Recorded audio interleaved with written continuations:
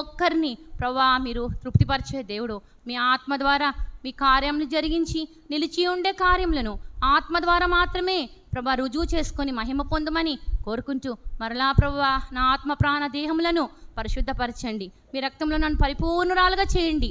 నన్ను కడిగి శుద్ధురాలు చేయండి. మీ మహిమ కొరకు మాత్రమే జ్ఞాపకం చేసుకోమని కోరుకుంటూ మాకు కాదు యెహోవా మాకు కాదు మీ కృపా సత్యములను బట్టి మీ నామమునకు కీర్తి మహిమ ఆరోపిస్తూ నన్ను నేను తగ్గించుకుంటూ మీ ఘనమైన నామమును హెచ్చిస్తూ ఈ నా కొద్ది ప్రార్థన ఘనమైన యేసుక్రీస్తు ప్రభువారి మహిమగల నామములో ప్రార్థించి స్తుతించి వేడుకుంటున్నాము నా కన్న తండ్రి. ఆమేన్.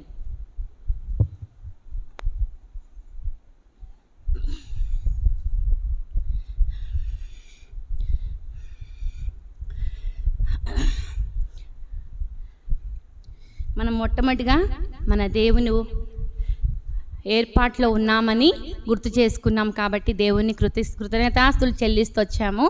దేవుడు మనకి ఏమై ఉన్నాడో మన పక్షం నేను చేసిన కార్యాలు ఏంటో అవన్నీ మనము దేవుడు మరియా జీవితంలో ఉత్తమమైన దాన్ని ఎలా ఏర్పాటు చేసుకుంది, తన జీవితం ద్వారా మనకి ఏవి ప్రభావితం చేసినవి దేవుని లేఖన భాగంలో దేవుడు మనతో కొన్ని విషయాలు మాట్లాడుతూ వచ్చాడు.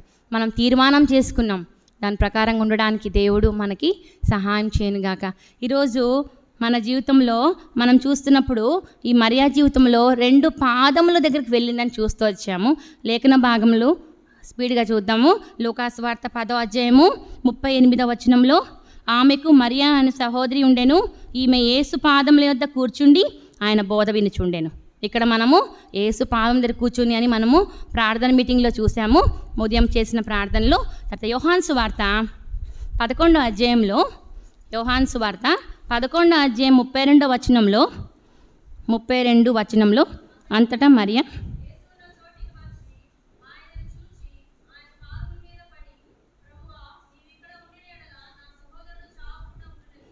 మనం మార్నింగ్ చూసినప్పుడు ఇక్కడ ఉంటే నా సహోదరు చావకుండా ఉండేవాడు కదా అని పాదం మీద పడుతూ వచ్చింది. ఇప్పుడు మనం 3వ భాగం పాదం దగ్గర ఏం చేస్తుందో చూద్దాము. యోహాను సువార్త 12వ అధ్యాయము 1, 2, 3 వచనములు. కాబట్టి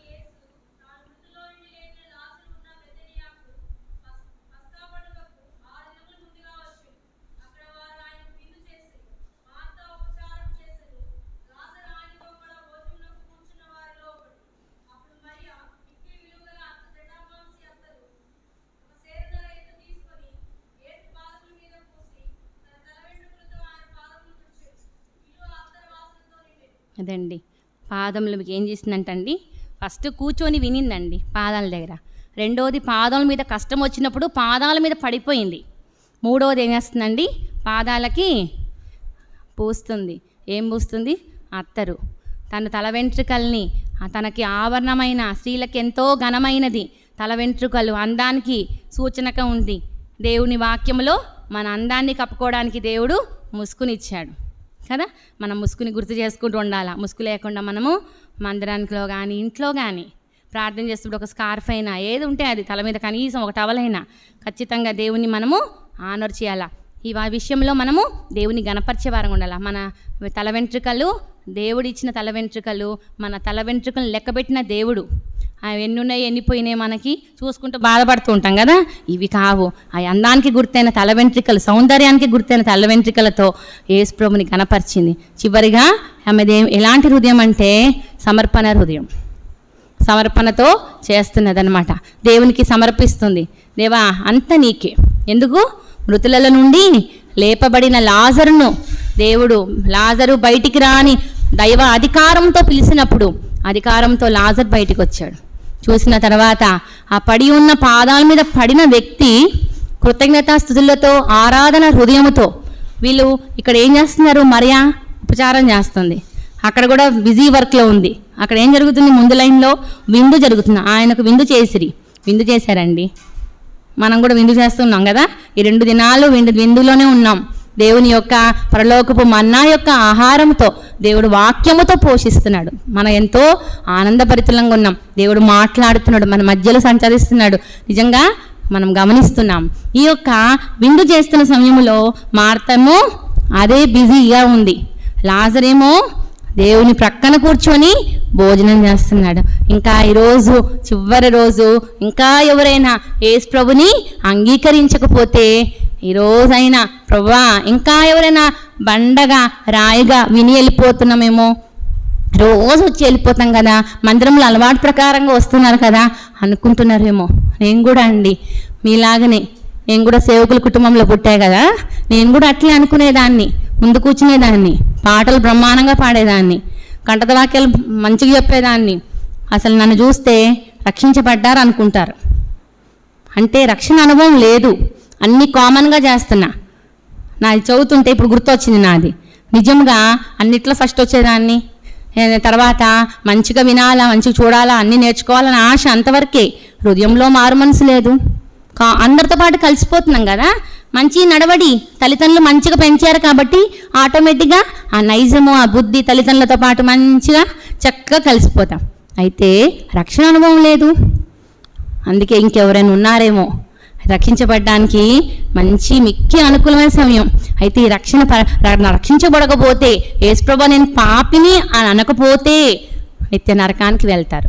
ఇట్లనే మీలాగనే కూర్చొని ప్రతిరోజు అండి మీటింగ్లు జరుగుతూ ఉంటాయి కదా, ఆదివారం టు శనివారం జరుగుతున్న సమయాలలో అట్లే కూర్చొని వినేదాన్ని. వాక్యం అంటే ఇష్టం ఉండేది కాదు. వాక్యం అంటే ఏదో కామన్గా ఏదో చెప్పుకుంటున్నారులే అనుకునేదాన్ని. ఎందుకంటే వాక్యముకు రుచి తెలియదు కదా. పాటలంటే బాగా ఇష్టం. ఆ పాటల దాకా వినబుద్ధి అయ్యేది. మా నాన్నగారు ఇక్కడ నిలబడి ప్రసంగం, మా అమ్మగారు అక్కడ చివరి చీరలో కూర్చునేది. వాళ్ళ భయానికి కూర్చునేదాన్ని అంతే. అయితే లోపల దైవకార్యం జరగలే. అయితే నాకు ఎప్పుడు ఒకటి అనుకునేదాన్ని, పరలోకానికి వెళ్ళిపోతాను, మా మమ్మీ డాడీ ఇంత మంచి సేవ చేస్తుంటే వాళ్ళతో పాటు నేను వెళ్ళకుండా ఎందుకుంటా, వాళ్ళ సంతానంలో కదా నేను జన్మించింది, ఆటోమేటిక్గా వెళ్ళిపోతా అని నమ్మకం ఉంది. అదొక భ్రమ. అట్లే అనుకునేదాన్ని. అవును, వాళ్ళ పేరు మీద ఉన్నా కదా, వాళ్ళతో పాటు నేను ఉన్నా కదా, నేను కూడా వెళ్ళిపోతాను. అట్లా ఉండింది నా యొక్క అపోహ. అయితే ఒకరోజు నన్ను చూసే వాళ్ళందరూ అనుకుంటారు, నన్ను బేబక్క అని చెప్తారు కదా, బేబక్కలాగా ఉండాలా అని చెప్తున్నారు. వేరే వాళ్ళు పిల్లలు చూపిస్తారు, ఉంటే బేబక్కలాగా ఉండాలా, నువ్వు చూడు బేబక్క ఎంత బాగుంటుందో, ఎంత చక్కగా మాట వింటుందో. అంటే అవన్నీ బయన రూపమే, లోపల శుద్ధి లేదు. అప్పుడు ఒకరోజు ఇట్లాంటి మీటింగే జరుగుతుంది, ఒక సండే రోజు గాస్పుల్ మీటింగ్ చెప్తుంటే మా నాన్నగారే నిలబడ్డారండి, వాక్యం చెప్తున్నారు. వాక్యం అంటే ఇష్టం లేదు కదా నాకు, అట్లా కూర్చొని వింటుంటే ఒక దృష్టాంతం చెప్తున్నారు. ఆ దృష్టాంతంలో ఒక వ్యక్తికి రక్షించబడ్డాడా అనే అనుమానం ఉండేదంట. నేను రక్షించబడ్డానా లేదా అని క్వశ్చన్ మార్క్ ఉండేదంట. అయితే నాకు కూడా అప్పుడప్పుడు వచ్చేది, ఏంది రక్షణ అంటే ఏంటి, ఇంక ఇవే కదా అనుకునేదాన్ని.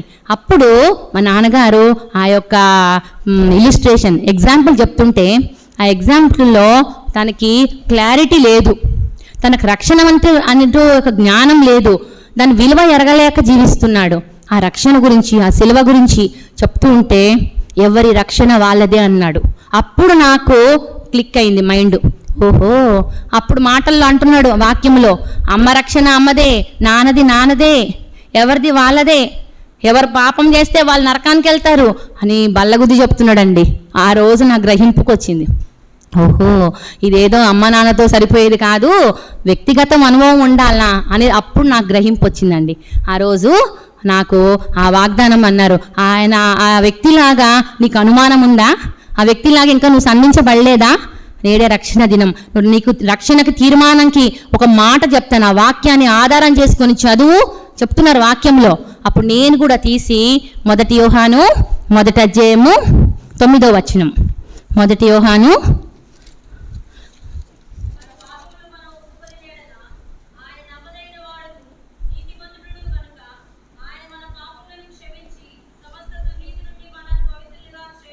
ఈ మాట అండి, ఈ మాటలో ఏం చెప్తొచ్చాడు తెలుసా, మన పేరు పెట్టుకోమన్నాడు. మన దగ్గర నీ పేరు పెట్టుకో. మా నాన్నగారు పేరు పెట్టుకొని చదివారు, తిమోతి పాపములను అని చదివారు.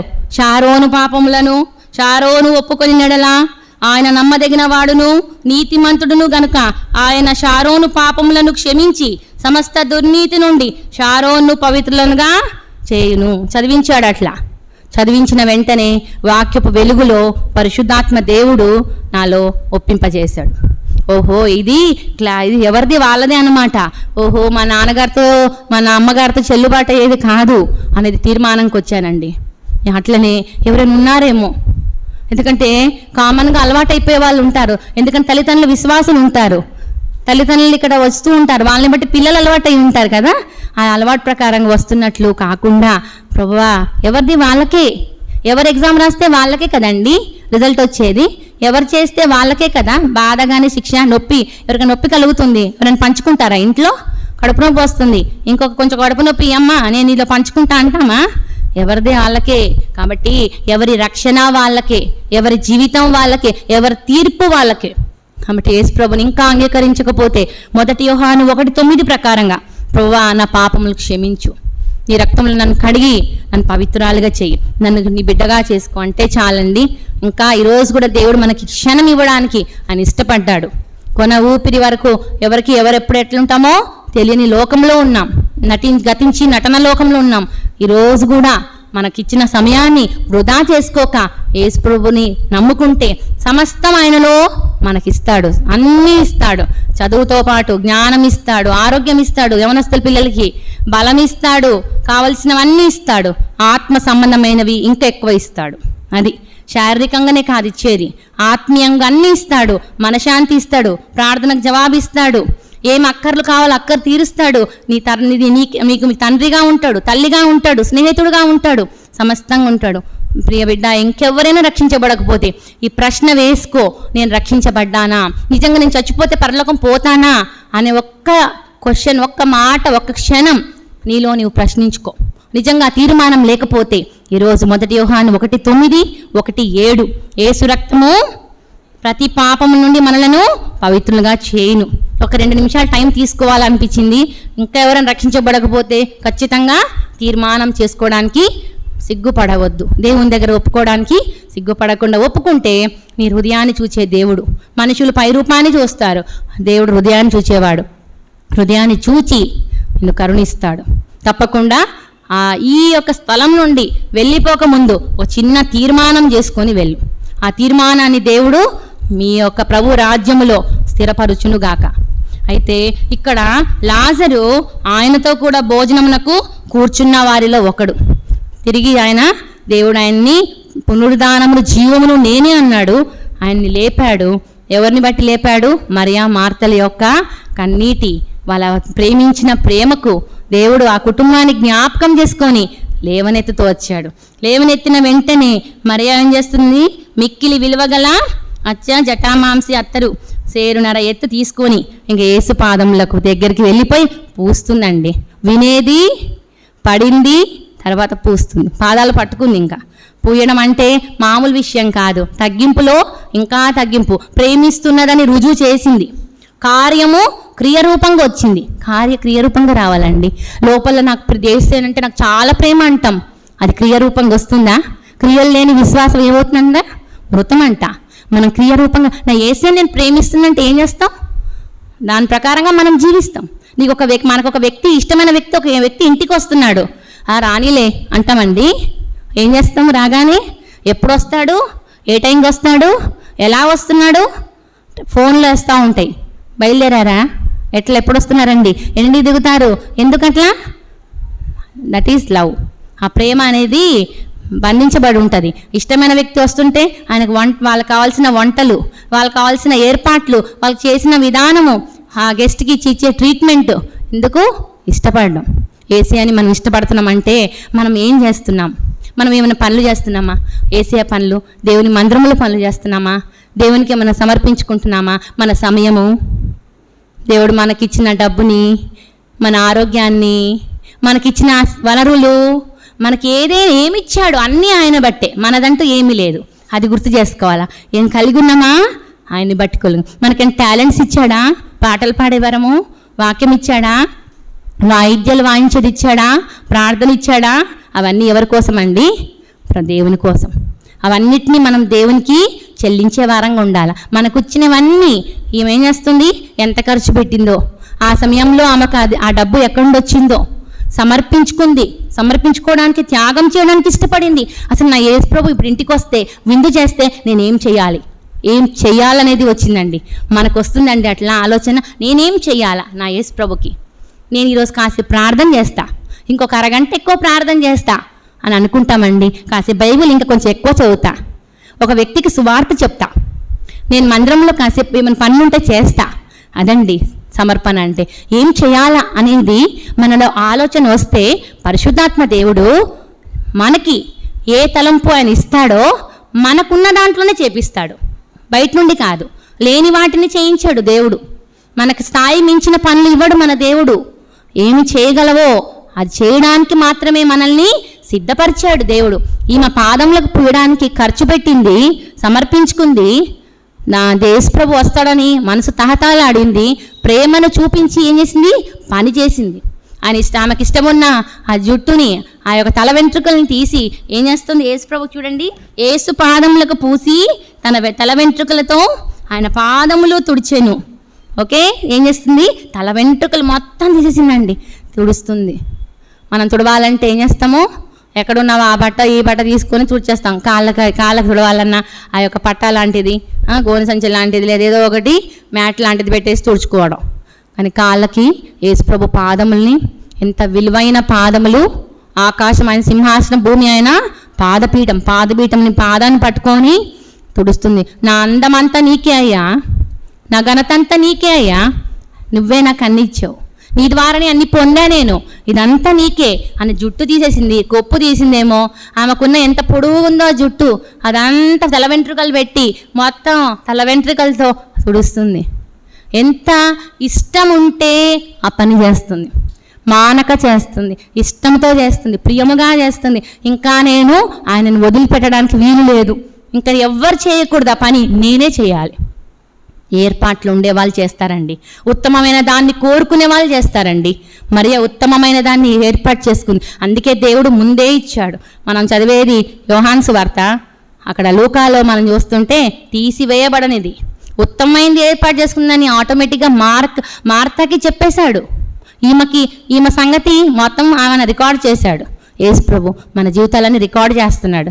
మనం కూడా ఇలాంటి అనుభవం ఉండాలి, సమర్పణ, మంచి మనసు, ఉత్తమమైనది ఏర్పాటు చేసుకోవాలి. నేను ఏం చేస్తే నా దేవుని సంతోష పెట్టగలను, నా దేవునికి నేను ఏం సమర్పించగలను, ఉన్న దాంట్లోనే అండి సమర్పించుకునేది, ఉన్న దాంట్లోనే.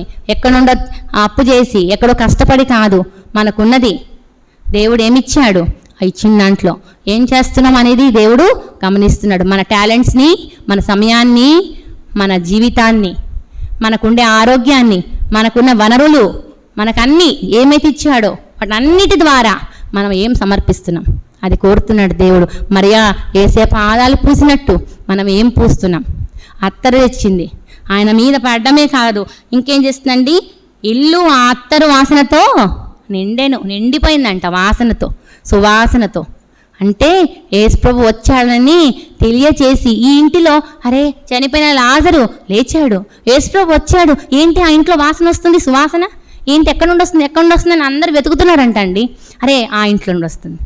ఎవరు వచ్చారు, యేసే వచ్చాడు. ఏం చేస్తున్నాడు, విందు చేస్తున్నాడా, అబ్బా నిజమే, చనిపోయిన లాజరుని లేపాడు కదా, గొప్ప విందంటే ఎంతమంది పిలిచారో, ఆ ఊరిని పిలిచారేమో. యేసుప్రభు అంటే వస్తున్నారంటేనే ఎంతోమంది వస్తారు. మరి ఆ యేసుప్రభుకి విందు చేస్తుంటే అత్తరు వాసన ఎట్లా పోతుందో, ఎంత దూరం వెళ్తుందో, ఎంత సువాసన వెదజల్లుతుందో. మనం కూడా ఎఫెసీ 5వ అధ్యాయము 2వ వచనము,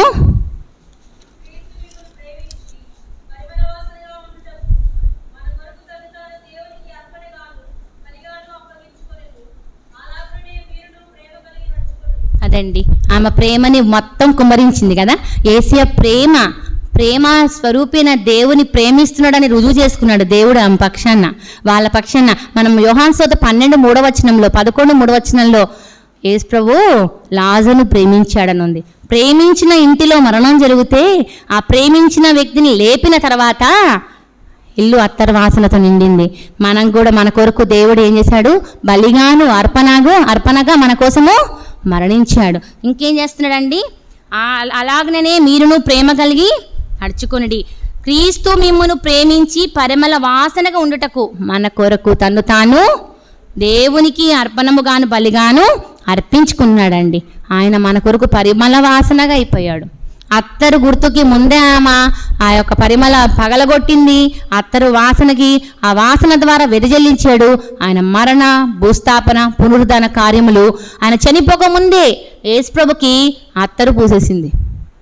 మగ్దలేని మరియ వీళ్ళందరూ యేసుప్రభు లేచి సమాధి నుండి లేస్తున్నాడు అన్నప్పుడు తెల్లవారుజామున ఇంకా ప్రతిగుంకున్నప్పుడే లేచి వాళ్ళ సమాధి దగ్గరకు వచ్చారు. అప్పుడు తీసుకొని వచ్చారండి ఎన్నో రకాలైన సెంట్లు. ఈమె చేసిన పని ముందే చేసింది. 7వ వచనం చూడండి, యోహాను సువార్త 12 7వ వచనము.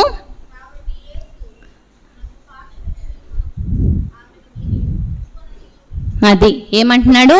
నన్ను పాత పెట్టు దినమునకు ఆమెను దీన్ని ఉంచుకొన్నీడి. సాక్షార్థంగా ఉంచింది. ఆమె ఏం చేస్తుంది? ఒక విట్నెస్గా ఉంది, ఒక టెస్ట్ మనీగా ఉంది, సాక్ష్యం చెప్తుంది. నా యేసు ప్రభు నేను ఇట్లా ముందుగానే నేను ఆయన మరణ భూస్థాపన పునరుద్ధానానికి ముందుగా నేను కార్యం జరిగించా. మనం కూడా ఆయన మరణ భూస్థాపన పునరుద్ధానంలో మనం పాలిభాగస్తులం.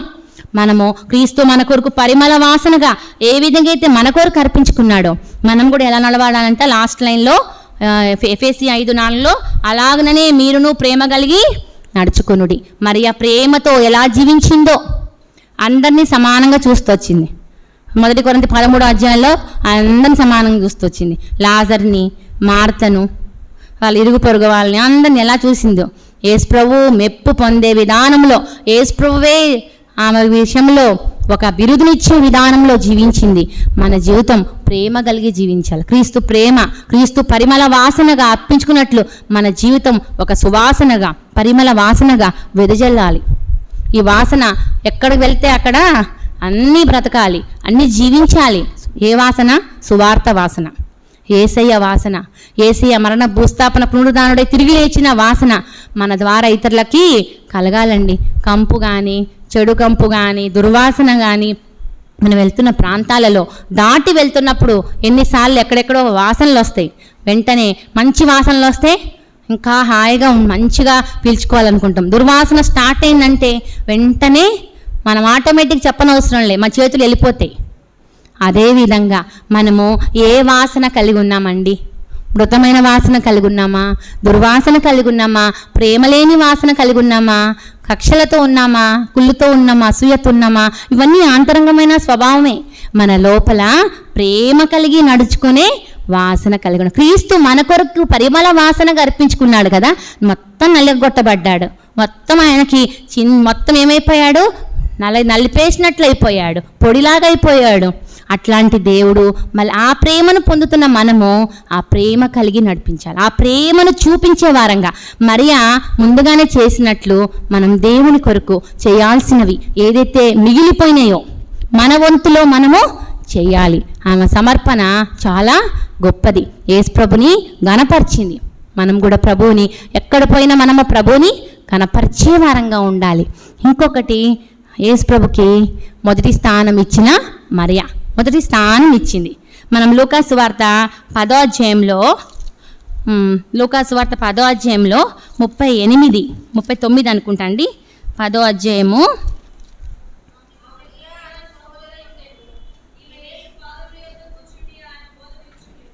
అసలు ఈమె అడ్రస్ ఏంటండి?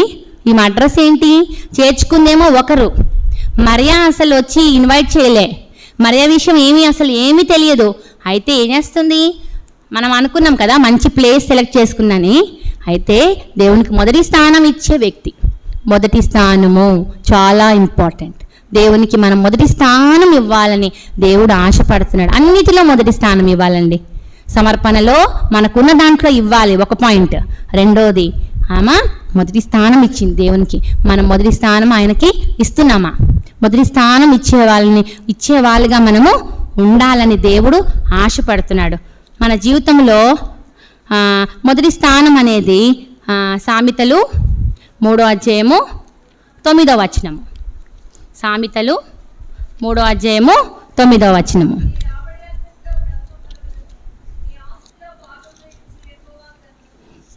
అదండి, మనమంట ఏం చేయాలంట? 9వ అధ్యాయంలో 3వ అధ్యాయం కదా, 3వ అధ్యాయము 9వ వచనంలో, నీ రాబడి అంతటిలో ప్రథమ ఫలమును నీ ఆస్తిలో భాగమునిచ్చి యెహోవాను గణపరచుము. ఆమె గణపరిచింది. మొదటి స్థానం దేవునికి ఇచ్చింది. మనకిచ్చిన రాబడిలో అండి, చిన్న పని పెద్ద పని సామాన్యమైన పని, ఈ పనులు ఆయనకు అవసరం లేదు. మనం ఏం చేస్తున్నాం, మనకేమి ఇచ్చాడు దేవుడు, మనం ఏ వంతులో మనం ఉన్నామో ఆ రేంజ్కి తగినట్లు 10వ భాగం ఎవరికి ఇవ్వాలండి? దేవుడికి ఇవ్వాల. ప్రథమ ఫలము దేవుడిచ్చిన దాంట్లో మొదటిగా ఆయనకి తీయడం నేర్చుకుందాం. అప్పుడు తీస్తే దేవుడు ఆకాశ వాకిలు విప్పి ఆశీర్వదిస్తాడు. మలాకి 3వ అధ్యాయము తెలిసిన వచనాలే అండి. మలాకి 3వ అధ్యాయము 10వ వచనము.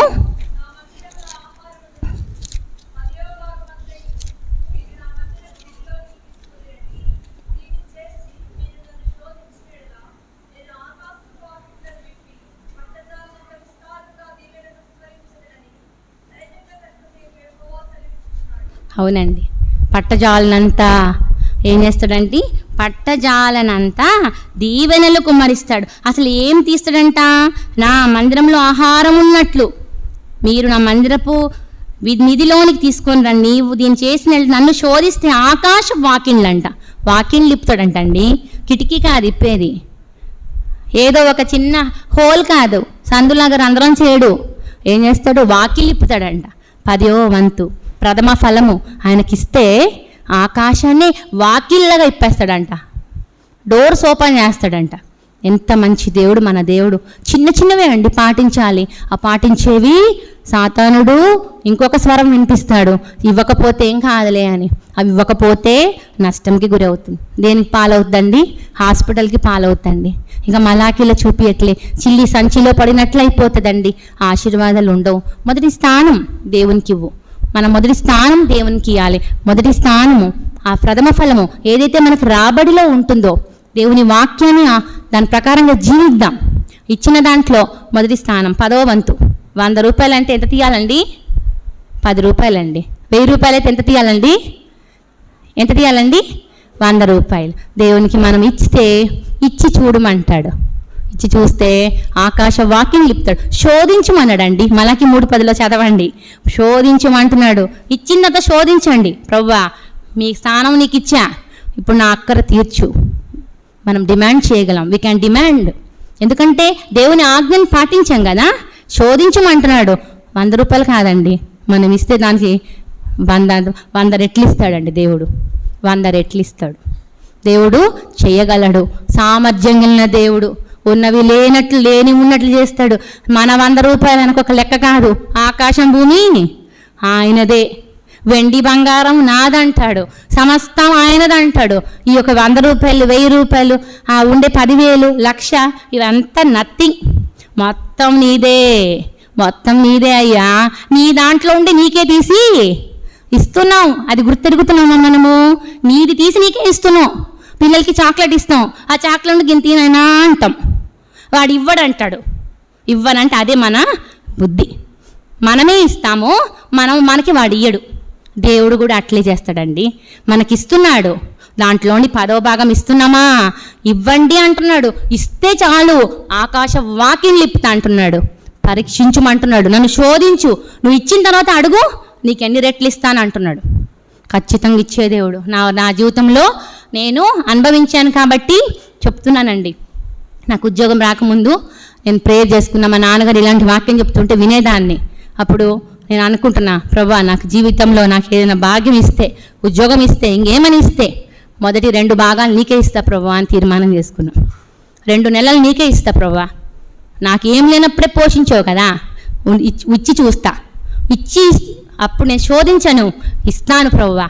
నువ్వు నాకు సహాయం చేస్తావు. ఏం లేనప్పుడే పోషించావు, ఇప్పుడు పోషించవా అని తీర్మానం చేసుకున్నాండి.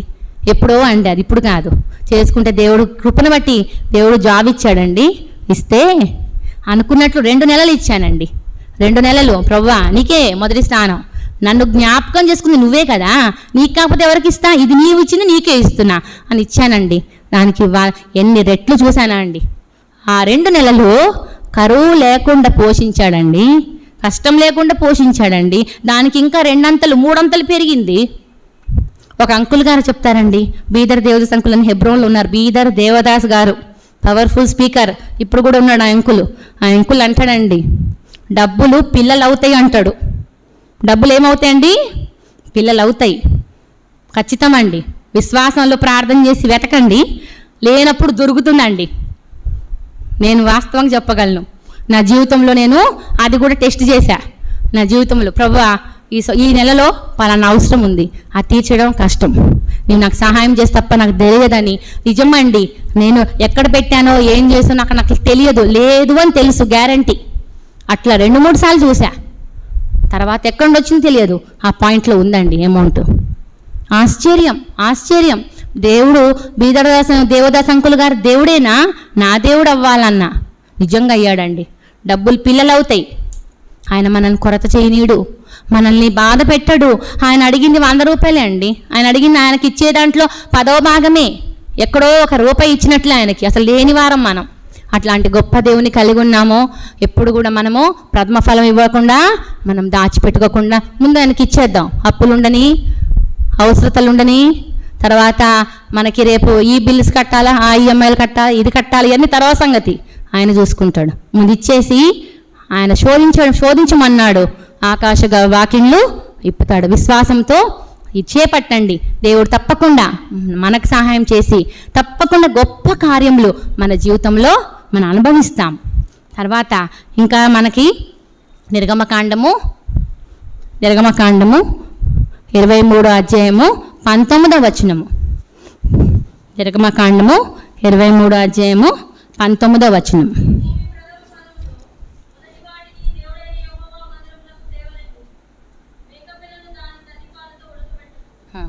ఏమంటున్నాడండి? ప్రథమ ఫలము. దేవుడు మనకిచ్చిన ఆస్తి, భూమి, పంట ఏమిచ్చినా దేవుని ఆజ్ఞ, మనది కాదు మాటలు. నీ భూమి ప్రథమ ఫలములలో మొదటి వాటిని దేవుడైన యెహోవా మందిరమునకు తేవలెను. దేవుడైన యెహోవా మందిరమునకు తేవడం అనేది మొదటి అంటున్నాడు దేవుడు. మొదట ఆయనకు స్థానం ఇవ్వాల. మరియా మొదట స్థానం ఇచ్చింది. ఆమె ఏం పట్టించుకోవట్లేదు, చెప్పే కదా. మొదటి స్థానం ఇచ్చింది, దేవునికి కనపరిచింది. నేను కూర్చోవడమే నా పని ఆయన దగ్గర అనుకొని కూర్చుంది. మనం కూడా మొదటి స్థానం, రాబడి అంతటిలో మొదటి భూఫలంలో ఏది ఇచ్చినా, ఆ భూఫలంలో ఇంట్లో ఏం తీసుకొచ్చినా మొదటి దేవుని మందిరానికి రావాల్సిందే. దేవుని యొక్క ఆజ్ఞను మనం పాటిస్తే, అనుసరిస్తే ఆ ఆశీర్వాదాలు ఇంకా తరతరాలు ఉంటుంది, ఒకరికి కాదు, తరతరాలు ఉంటుంది. ద్వితీయోపదేశకాండము 7వ అధ్యాయము 13-14 అండి.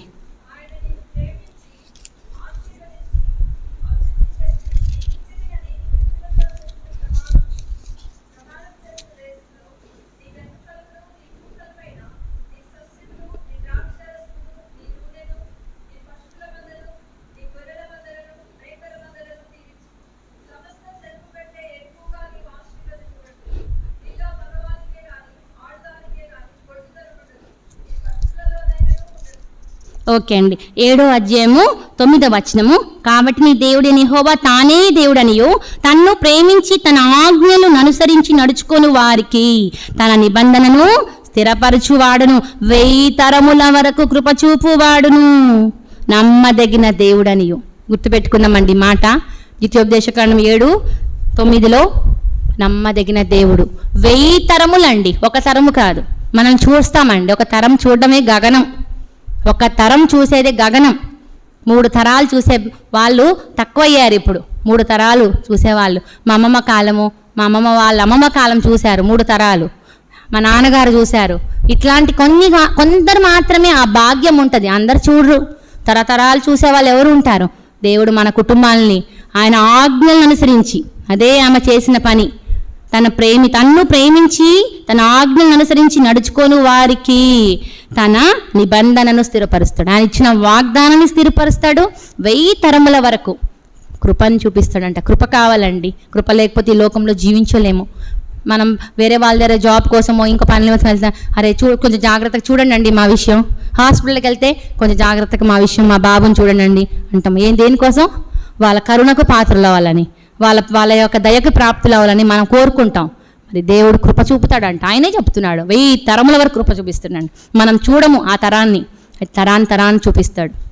కాబట్టి మనము ఆయన ఆజ్ఞను అనుసరించాలి. ప్రథమ ఫలం విషయంలో, భూపంట విషయంలో, ఆయనకి మొదటి స్థానం ఇవ్వాలండి. 19వ అధ్యాయము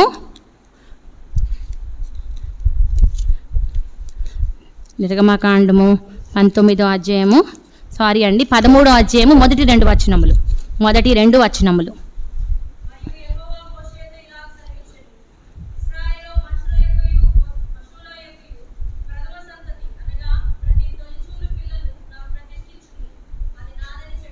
అదండి, ప్రతి తొలిచూలు పిల్లలు నాకు ప్రతిష్ఠించుము, అది నాకు ఏదంట? ప్రథమ సంతతి, ప్రథమంగా పుట్టిన వారిని నాదంటున్నాడు దేవుడు. మనదంటూ మనకి ఏమి మనం అనుకుంటాం, పుట్టగానే మేమే ఏదో ఇంజనీర్లు, డాక్టర్లు, ఏదో చేయించాలా, ఏదో మనకు ఆలోచనలు ఉంటాయి. అది పరిమితమైన ఆలోచనలు, అవి సంకుచితమైన ఆలోచనలు. ఆయన ఆలోచన మనకి సముద్ర అగాధములో ఉంటుంది. ఆయన ఆలోచనలు ఆకాశం భూమి ఎంత ఉన్నతమో అంత ఉన్నతమైన తలంపులు ఆయనవి. మనం ఇక్కడే ఈ పరిమితి కప్పు కూడా దాటదు మన ఆలోచనలకి. ఆయన ఆలోచనలు ఆకాశం మహాకాశం పట్టజాలని దేవుని యొక్క ఆలోచనలు ఎంతో అమూల్యమైనవి. అందుకే దేవాని తలంపులు నా ఎడ ఎంత అమూల్యమైనవి. అంత అమూల్యమైన తలంపులు ఏమంటున్నాడు? నా కొరకు ప్రతిష్ఠించు, ప్రతి ఒక్క తొలిచూలిని, తర్వాత ప్రథమ సంతతిని నా కొరకే, జ్యేష్ఠ కుమారుడు నాకే అంటాడు. ఇదంతా ఏమంటున్నాడు? అది నాదని చెప్పమంటున్నాడు మోషే గారితో. నాదని చెప్పు అంటున్నాడు. ఆయన హక్కుదారుడు అండి, హక్కుదారుడు. ఆయనకి అన్ని రైట్స్ ఉంది. మనం ఏదో కొంచెం మన పిల్లలు మనదే అని అనుకుంటాం. మంది కాదు, మనవారమే కాదు. మరియా మొదటి స్థానం కోరుకుంది, మొదటి స్థానంని గణపరిచింది, మొదటి స్థానంలో కూర్చుంది. మొదటిగా మనం ఉండాలా. మొదటిగా దేవుని చేసే పనుల విషయంలో, దేవునికి ఇచ్చే విషయంలో, దేవుని చేసే విషయంలో, మన పిల్లల విషయంలో సహా ప్రతిదీ మనము మొదటి స్థానం కలిగి జీవించాలా. ఇక్కడ ఒక వ్యక్తిని మనం చూసినప్పుడు 2 రాజులు 17వ అధ్యాయము 2 రాజులు 17వ అధ్యాయము 13వ వచనము. 2 సమూయేలు అండి, ఒక్క నిమిషము. 2 సమూయేల 17, మొదటి సమూయేలు ఒక్క నిమిషం, 10 మొదటి సమూయేలు అనుకుంటా.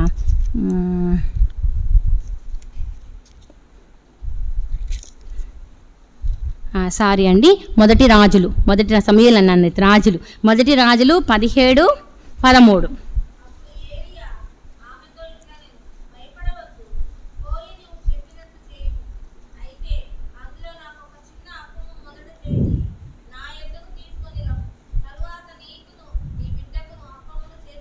చాలండి. ఎవరి గురించి అండి ఇది? సారెపత్ విధవరాలు. మొదట అని వస్తుంది, ప్రథమముగా కదా. ఇవి ఏంటి చేసేది? దేవుని మాటకు లోబడుతుంది, ప్రవక్త మాటకు లోబడుతుంది. ఆ మరియా లోబడడానికి ఎవరేం చెప్పలే. దేవుని మాట వింటూ నేను ఇట్లుండాలి అని ఉండింది. ఈమెకు చెప్తున్నాడు ఇక్కడ ఏలియా ప్రవక్త. ఈమె ఇంటిని దేవుడు నడిపించినప్పుడు పుల్లలేరుకుంటుంది. జీవితం ఇంకా అక్కడితో ఫుల్ స్టాప్. ఇంకా నెక్స్ట్ ఛాన్స్ లేదు, ఆమెకు లైఫ్ లేదు, ఆశలు లేవు. ఎంతో దీనమైన పరిస్థితి. అన్నీ ఉండవాళ్ళకంటే ఎంతో బీదగా, తర్వాత భర్తని కోల్పోయిన వ్యక్తులు, ఆ పరిస్థితి ఎలా ఉంటుందో ఒక్కసారి ఆలోచిస్తే ఎంతో దిగులు, విచారము, ఇంకా భవిష్యత్తు జీవితానికి ఏమి అర్థం కాదు. అటువంటి పరిస్థితికి ఆ కరువు కాలంలో ఏలియా ద్వారా ఏం చేశాడు దేవుడు? మొదట నా కొరకు తీసుకురా అమ్మా అంటాడు. మొదట సేవకుల్ని ఏం చేయాలి? మొదట ఆతిథ్యం. సేవకులకి మొదట గణపరచాల. దేవుని తర్వాత దేవుడు అనే మాట ఏలియా గారు నేర్పించాడు. అది ఆ మాటకి విధేయత చూపించడం అంటే అదే. మొదట నాకు తీసుకురా అమ్మా, చిన్న అప్పం తీసుకురమ్మంటాడు. మొదట చేసుకొని రావాలనేది ఒక ఆలోచన. ఇక్కడ చేస్తే ఏమైందంటండి? 14వ వచనంలో 15వ వచనంలో అమ్మ, ఇశ్రాయేలుల దేవుడేనా?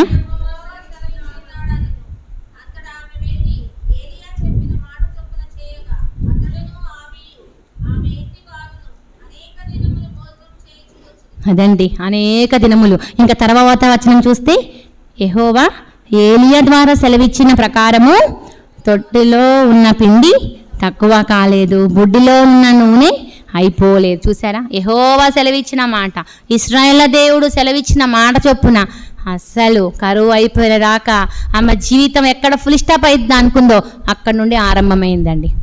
ఆమె జీవితం ప్రకాశవంతమైన భవిష్యత్ అనేది దేవుడు ఏలియా గారి యొక్క అడుగు ద్వారా ఆ స్థలంని పవిత్రపరిచాడు, ఆ స్థలాన్ని ఆశీర్వాదంగా మార్చాడు. మనం కూడా కోరుకోవాలండి, భక్తులు ఇంట్లో అడుగు పెట్టాలని, మన కొరకు ప్రార్థన చేయాలని, మనకున్నదే ఇవ్వాలని మనకు ఆశ ఉంటే, ఏలియా నీ పోషించడానికి సారపతి విధవరాల్ని వాడుకున్నట్లు మనల్ని దేవుడు అట్లా వాడుకోవాలి. మొదటి స్థానం ఇవ్వాలి. మొదటి దేవునికి ఇచ్చేది దేవుని విషయంలో, దేవుని కార్యముల్లో మొదటగా ఉండాలి. ముందుకొచ్చి ఫస్ట్ స్టార్టింగ్లో ముందు నేను ఉండాలా దేవుని సన్నిధిలో అనే ఆరాటం ఉండాలి. ముందు నేనే కనిపించాలా దేవునికి. భక్తులు అంటారు మీటింగ్ స్టార్ట్ కాకముందు దేవుని దూతలు వచ్చి దిగుతారంట, చూస్తూ ఉంటారంట, ఎవరు వచ్చారా అని చూస్తారంట. వస్తే హ్యాపీ, వాళ్ళకి ఆశీర్వాదాలు ఉంటాయి అంటారు. ఎవరైతే లేటుగా వస్తారో వాళ్ళకి తర్వాత అని అంటున్నారు, అంటే అప్పటికి వెళ్ళిపోతారు వాళ్ళు అని అంటూ ఉంటారు. ఎందుకంటే దేవుడు మొదటిగా చూసేవాడు, మొదటిగా ఆయనకి ఇష్టము, మొదటిగానే.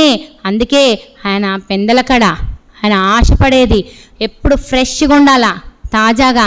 ఎప్పుడండి చెట్లలో పుష్పములు, పువ్వులు ఇవన్నీ ఎప్పుడు అవేవై నైటా మార్నింగా? మార్నింగ్ టైంలో. ఆ మార్నింగ్ టైంలో వికసిస్తాయి, మార్నింగ్ టైంలోనే అవి చక్కని పరిమళిస్తాయి. మార్నింగ్ అండి, అది మొదటి కాలం. మన జీవితంలో మొదట దేవునికి ఇస్తే తర్వాత అన్నీ చేస్తాడు. ఎక్కడున్న వచనము? మత్తయి సువార్త 6వ అధ్యాయము 33వ వచనం. మత్తయి సువార్త 6వ అధ్యాయము.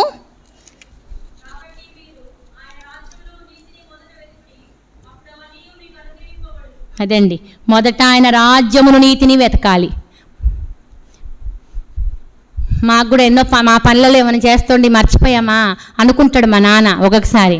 అరే డాడీకి ఏదైనా ప్రాబ్లం చెప్పామనుకో, అరే ఇవన్నీ పక్కన పెట్టు, ఫస్ట్ దేవుని రాజ్య నీతిని వెతుకు, తర్వాత ఆటోమేటిక్గా నీకు వస్తాయి అంటాడు మా నాన్నగారు. అనుభవపూర్వకంగా చెప్తాడు. కొన్ని చిన్న చిన్న మాటలే అవి మనం ఆ మనసులో పడేసి నిజమే అవును కదా ఇదంతా పక్కన పెట్టాలా, ముందు డాడీ చెప్పినట్లు ముందు వినాలా అనిపించే ఆ పని ముందు పక్కన పెట్టేసి అసలు దేవుని రాజ్యం నీతి అంటే ముందు ఆయనకు ప్రథమ స్థానం ఎక్కడో లోపించిందా అనుకొని స్టార్ట్ చేస్తే ఆటోమేటిక్గా ఆ పని అయిపోద్దండి. ఇవన్నీ తర్వాతరా, ముందు దేవుడికి స్థానమే అంటాడు. నిజం, అనుభవపూర్వకంగా ఆయన ఎన్నో పొద్దున్న ఉదయకాలమే లేస్తాడు. ఎప్పుడు లైట్గా వచ్చినా సరే పొద్దున్న 4 4:30 లేగలేని టైంలో కూడా ఎక్సర్సైజ్ చేస్తాడు. చలికాలంలో లెగలేరు కదా పెద్దవాళ్ళు, ఆయన 1 2 3 అని లేస్తాడు ఒకసారి పడక మీద. ఆయనకైనా ఎక్సర్సైజ్ చేస్తాడు. ఎందుకంటే దేవునికి నేను కనిపించాలా. మొదట ఆశ అండి, ఆ ఆశ మనలో ఉండాలా. మొదట ఆయన రాజ్యమును వెతుకోమంటున్నాడు. ఏమైనా ప్రాబ్లం మనకు సెటిల్ కావట్లేదా, మన అక్కలు తీర్చట్లేదా, మన వల్ల కావట్లేదా, మనం చేయలేకపోతున్నామా, ఆయన రాజ్య నీతిని మొదట వెతుకుతాం, అప్పుడు అవుతుంది ఆ పని అయింది. అంటే మనం దేవుని పనిలో నిమగ్నం అయితే ఆయన మన పని చేస్తాడు. అదే మన రహస్యం, దేవుని చేసే రహస్యం అది. మనం ఆయన పనిలో ఉన్నామనుకోండి, మన అవసరాలు తీరుస్తాడండి, మన అక్కలు తీరుస్తాడండి, మన యొక్క పనులు ఆయన ఆటోమేటిక్గా క్లియర్ అయిపోతాయి, దారి వచ్చేస్తుంది. ముందు ఈ ప్రాబ్లం ఎట్లా, ఇది ఎట్లా తీరుతుంది, ఈ సమస్య ఎట్లా పోతుంది, ఇది నా వల్ల కాదు, ఇదే ఆలోచనతో ఉన్నామా, ఇదే భారం అయితే. మొదట ఏం వెతకాలంటే మనం ఆయన రాజ్యమును వెతకాల. అయ్యా ఆత్మల కొరకు ప్రార్థన చేస్తాం, ఎవరికైనా కరపత్రికం ఇస్తాం, ఇంకా దేవుని మాటలను చెప్పామా, మందిరానికి ముందు వద్దాం. మనం చేసే పనులు మొదట ఆయన రాజ్యమును నీతి కొరకు ప్రయాసపడితే మన పెళ్ళిళ్ళు కావాల్సినవి, మనకు ఉద్యోగాలు రావాల్సినవి, మనకి ఇంకా ఏమైనా అప్పులు ఉంటే, మన అవసరతలు, మన అనారోగ్యాలు, మన పరిస్థితులు, అసలు మన వల్ల ఇంతే అనుకున్నవి ఎట్లయితే సారపతి విధవరాలు అనుకుందో అట్లా మొదట ఏలియా వచ్చుట ద్వారా ఎట్లా అయిందో మన యేసు ప్రభు కూడా మనకు అదే ఆజ్ఞ ఇస్తున్నాడు. మొదట నా రాజ్యం వెతుకమ్మా, నా నీతిని వెతుకు, తర్వాత నీకు అన్నీ వచ్చేస్తాయి. యాడెడ్ అంటూ యూ అని ఇంగ్లీష్లో ఉంటుందండి. యాడెడ్ అంటే ఏంటి? ప్లస్ ప్లస్ ప్లస్ ప్లస్ అని. ఇక అది ప్లస్లోనే పోతుంటుంది, మైనస్ రాదు మనకి, అన్ని ప్లస్లే వస్తాయి. అంటే మనకు కావాల్సినవి ప్లస్ చేసుకుంటూ పోతాడు ఆయన. ఇస్తూ ఉంటాడండి, తక్కువ చేయడు. మొదట ఆయన రాజ్యం నీతిని వెతకాలంటే మనం పైనున్న వాటిని వెతకాలి, పైన వాటి మీద దృష్టి పెట్టాలి. మరి అదే చూస్తూ వచ్చింది, యేసుప్రభునే చూస్తుంది, యేసుప్రభు మాటలే వింటుంది, యేసుప్రభు కొరకే జీవిస్తుంది. ఏదేమన్నా కానీ నా యేసుప్రభే ఫస్ట్ అనుకుంది. అట్లా యేసుప్రభు కొరకు ఫస్ట్ పెట్టినందుకు మళ్ళీ యేసుప్రభు దగ్గర వచ్చేసి యేసుప్రభుని కనపరుస్తుంది. ఈ మొత్తం చూపిస్తుంది. ఆ యొక్క వాడాలో, ఆ యొక్క ఏరియాలో, ఆ ఊరిలో మరియా చేసిన కార్యము అందరికీ సువాసన. ఏంటి ఆ సువాసన అంటే మరియా అత్తరు పగలగొట్టింది, మొత్తం పగలగొట్టిందండి. పగలగొట్టాలంటే ఏంటి? మనకంటూ ఏం ఉంచుకోవద్దు. మన రిజర్వేషన్స్ పెట్టుకుంటాం, కొన్ని రిజర్వేషన్స్. ఇట్లా ఉండాలా, మ్యారేజెస్ అప్పుడు అనుకుంటాం కదండి, మనకి ఇట్లా ఉండాలా, మన ఇట్లా చేయాలా, కొన్ని ఇట్లా అట్లా అనుకుంటాం కదా, అవి ఉండకూడదండి. అంటే ఏది మ్యారేజ్ విషయంలోనే కాదు, మన ఆత్మీయ విషయంలో కూడా, మన యొక్క ఫిజికల్ లైఫ్లో కూడా, మన పర్సనల్ లైఫ్లో కూడా, ఏ లైఫ్లో అయినా సరే, స్పిరిచువల్ లైఫ్లో కూడా ఏమనుకోవాలి, నో రిజర్వేషన్స్, అన్నీ ఆయనకు అప్పచెప్పాలి. మొదట అంటే అదే, మనకంటూ ఏది ఉండకూడదు. ఆమె అప్పం చేసుకొని రావాలంటే ఆమెకున్నది ఏంటో అదే అప్పం చేసుకొని వచ్చింది. ఆమె చేసుకొని అంటే మాటకు విధేయత చూపించింది. మనం చేయాల్సిన పని అదే, మనకంటూ నో రిజర్వేషన్స్, అంత అప్పగించాలి. అట్లా అప్పగిస్తే ఆయన చేసే కార్యము ఇంకా మొత్తం యాడ్ చేస్తాడు. యవనస్తుల పిల్లలు కూడా అదే చెప్తున్నాను, మొత్తం యాడ్ చేస్తాడు. ఆయన మీద సంపూర్ణంగా డిపెండ్ అవ్వాలా, మొత్తం ఆయన కొరికే. అబ్బా ఇది చేయమన్నాడు కదా దేవుని రాజ్యం అని, సగం ఇది చేస్తే అది ఇస్తాడన్నాడు కదా, ఇది కొంచెం చేద్దామా, కొంచెం చేసి చూద్దామని కాదు. నయమాన్ అంటే 7 సార్లు మునిగిన దాకా క్లియర్ కాలే, 7వసారి మునిగిన తర్వాతనే కుష్ఠరోగం పోయింది. అట్లా పూర్తిగా సంపూర్ణమైన మనసుతో, పూర్ణ హృదయంతో మొదటి స్థానం ఆయనకి ఇస్తేనే, ఆయన చేసే కొన్ని రూల్స్ మనం పాటించాల్సిందే. ఆయన వాక్యాన్ని మనం పాటిస్తేనే మరియలాగా మనం ఉత్తమమైన స్త్రీలుగా ఉంటాం, ఉత్తమమైనది తీసివేయబడకుండా ఉంటాం. ఆయన ఏర్పాట్లో ఉండడానికి ఇవి చిన్న కారణాలు, చిన్నవే అండి రీజన్స్. ఈ రీజన్స్ని లాజిక్గా ఉపయోగించవద్దు. మనం తత్వజ్ఞానము, ఇంకా సైకాలజీగా, ఇంకేదేదో ఏం అవసరం లేదు. సింపుల్గా ఒబీడియంట్ అవ్వాలి దేవునికి అదే ఇష్టం. ఉన్న పాటను రమ్మంట, మా నాన్నగారు అదే చెప్తారు, ఉన్న పాటన రారా, ఉన్న పాటనే చేయండి అంటాడు మా నాన్నగారు. ఉన్న పాట చేస్తే, ఉన్న పాట మన మనసుని దేవునికి అప్పగిస్తే విరిచి వాడుకుంటాడు, సువాసన వస్తుంది మన జీవితాలకి. ఈ సువాసన కొరకు దేవుడు ఈరోజు మన ప్రేమతో మరలా ఒకసారి గుర్తు చేస్తున్నాడు. ఆయన రాజ్యము నీతిని మనము వెతుకుతే ఇది రహస్యమైనది, మర్మంతో కూడినది, తక్కినవన్నీ ఆయన ఇస్తాడు. అదేదైనా కానీ ఆత్మ సంబంధమైనది, ఇంకా మన శారీరక సంబంధమైనది, ఆర్థిక సంబంధమైనది, మానసిక సంబంధమైనది, ఆరోగ్యపరమైనది, ఇంకా ఏదైనా అనుకోవచ్చు, అన్నిటిని సమకూరుస్తాడు. ఇవన్నీ పరలోకపు తండ్రి ఇస్తాడంతే. మనము మర్యాదలే. ఎందుకు? చనిపోయిన లాజర్ని లేపాడండి ఆ ఇంట్లో. అంతకంటే ఎక్కువ మన జీవితంలో కష్టాలు ఉన్నాయా? ఆ చనిపోయిన కంటే ఎక్కువ ఉందా? ఆయననే లేపాడు. అంత గొప్ప దేవుడు మనలో ఉన్నాడు. ఆ గొప్ప దేవుడు మనలో ఉన్నప్పుడు ఆయన రాజా, అప్పుడు మరియా ఉన్నప్పుడు యేసుప్రభు చనిపోలేదు. ఇంకా యేసుప్రభు అప్పుడు సంచరిస్తున్నాడు. మన దేవుడు ఎవరు? మన దేవుడు తిరిగి లేచిన దేవుడు, తండ్రి దగ్గర విజ్ఞాపన చేసిన దేవుడు. మొదటి స్థానం ఆయనకి ఇద్దాం, మొదటి స్థానం ఇద్దాము. రెండోది సమర్పణ కలిగిన స్త్రీగా ఉందాం. మూడోది ఒకటండి, ఆమె కనబడలేదండి. యేసుపాద దగ్గర కింద కూర్చుంది కదండి. కింద కూర్చుంటే కనబడతారండి? కనబడరు. ఏసే పైన కూర్చున్నాడు. కింద పాదాల దగ్గర అంటే కింద కూర్చోవాలి కదా, కనబడలేదండి. యేసు ప్రభుకి ఘనత ఇచ్చింది. అంటే మరుగు చేయబడింది. మనం కూడా మరుగు చేయబడాలి.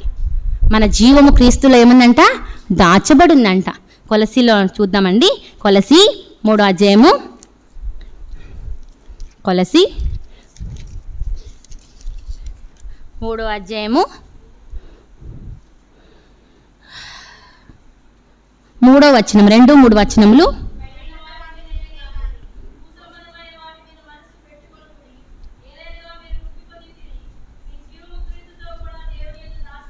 అదండి, దాచబడిన స్త్రీలుగా ఉండాలండి. మనం కనబరుచుకోవద్దు.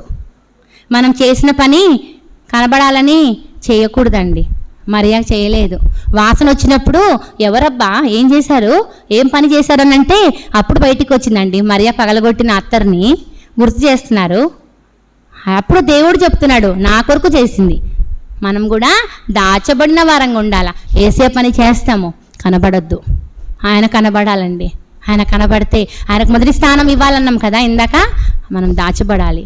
మనం చేసిన పని మనం కనబడకుండా ఎవరిలో దాచబడాలంట? మీ జీవము క్రీస్తుతో కూడా దేవుని యందు దాచబడి ఉన్నది. ఆమె కింద కూర్చొని కనబరుచుకోలే, మనం దేవుణ్ణి కనుపరుస్తాం. అందుకే తను తాను తగ్గించుకునేవాడు హెచ్చించబడును.